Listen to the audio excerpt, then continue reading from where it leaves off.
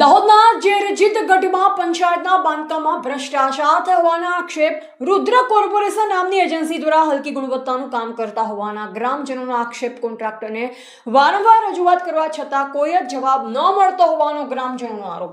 બાંધકામમાં વપરાતી ઈંટને હાથ અડાડતા જ વિખેરાઈ ગઈ। હલકા મટીરીયલ વાપરી વિકાસની વાતો કરવી એ ક્યાંયનો ન્યાય।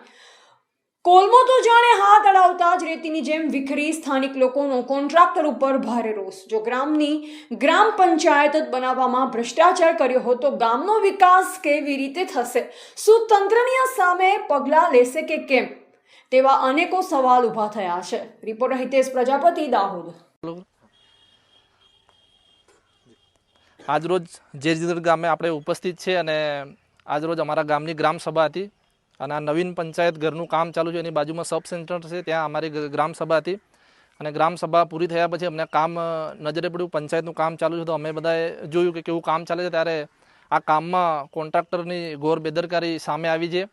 અમે જોયું ઉપર જઈને તો જે આમાં માલ મટીરિયલ જે વાપરવામાં આવે છે બિલકુલ હલકી કક્ષાનું વાપરવામાં આવે છે, ગુણવત્તાનું। રેતીમાં મોટા મોટા પથ્થર છે, કપચી માટીવાળી છે, ઈંટો એકદમ કાચી માટીની છે, વરસાદમાં પલળી જાય હાથે કરીને આપણે એમ તોડી તો તૂટી જાય એવી છે। અને ઉપર એક કોલમ જોયું અમે, એ કોલમ જે કોન્ક્રીટથી ભરેલો છે એના નીચેના ભાગે એકદમ સરિયા દેખાય છે અને હાથે તૂટે છે કોલમ। આપણે હાથ મારીએ તો એનું જે મટીરિયલ છે બહાર નીકળીને સરિયા દેખાય છે। એટલે આટલી હલકી કક્ષાનું કામ ચલાવી લેવામાં આવશે ને। અને અમારા ગામના સરપંચશ્રીએ કોન્ટ્રાક્ટરને લગભગ 2-3 વાર રજૂઆત કરી, છતાં પણ કોન્ટ્રાક્ટરે કામમાં કોઈ પણ જાતનો સુધારો લાયા નથી। અને બીજા પણ ગ્રામજનોએ આવતા જતાં અહીંયા જોયું છે તો એમને પણ મુલાકાત લીધી અને એમને પણ રજૂઆત કરી, પણ કોન્ટ્રાક્ટરે કોઈ પણ જાતનું કામ સુધારો લાયા નથી। તો આજે અમે જે પણ કામ કરતા હતા એમને કીધું છે કે તમે કામ રોકી દો અને તમારા કોન્ટ્રાક્ટરને આ જગ્યા પર બોલાવો, પણ હજી સુધી કોન્ટ્રાક્ટર આ જગ્યા પર આવ્યા નથી। તો અમારી ગ્રામજનોની માંગ છે કે આ કામ જે પણ બોગસ કામ થયું છે એ તોડી અને ફરી નવેસરથી નવું કામ કરવામાં આવે અને જે પણ માલ મટીરિયલ છે સારી ગુણવત્તાનું વાપરવામાં આવે, એવી અમે ગ્રામજનોની માંગ છે। શું નામ છે આપનું? પિન્ટુભાઈ કટારા। સાહેબ, અમે આજે અમારે જેરજીતગઢ ગામ લેમગડા તાલુકામાં આવેલા જેરજીતગઢ ગામમાં હવે અમારે હેલ્થ સેન્ટરની બાજુમાં પંચાયત ઓફિસ અમારી બને છે। એમાં ગામજનોની માંગ છે કે આટલું સારું કામ થતું કેમ નથી?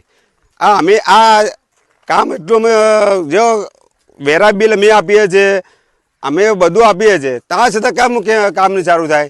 આ બધો પબ્લિક પર અમારે આપવું પડે ને, એના કારણથી આ કામ જુઓ તમે, એટલું કામ વીક કામ કરતા છે। અને આ ઈંટ આવી વાપરે સાહેબ, જો આ ઈંટ આ તૂટ્યા, જો હવે આ ઈંટ ઈંટ ચાલે છે।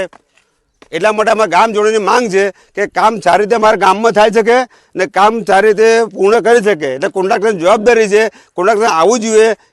તે આ 2 મહિનાથી હજુ કોન્ટ્રાક્ટર આવતા નથી। એ લેબર કરવાનું કામ ગમે છે, પણ જે હવે ટેન્ડર આપ્યું હોય તો આ ટેન્ડર જે મેન કોન્ટ્રાક્ટર આવતા જ નથી। પહેલી વાત, આ લેબર કેવી રીતે કામ કરે? તે કેટલી ક્વોન્ટિટી વાપરે છે, ક્વોન્ટિટી વાપરી છે ને, કેટલું સિમેન્ટ વાપરે છે, કેટલો કપચી વાપરે છે, કેટલી રેતી વાપરે છે। પછી આ જોવું નહીં પડે કોન્ટ્રાક્ટને આવે ને અઠવાડિયે એક આટો તો મારો જ જોઈએ ને, ભલે લેબરમાં આપ્યું હોય તો વાંધો નહીં। હવે આમાં પ્લાન કોઈ આપતું નથી, ગામજનોને કોઈ બતાવતું નથી કે આ પ્લાન છે અને આમાં આટલી આ ક્વોન્ટિટી લખેલી છે।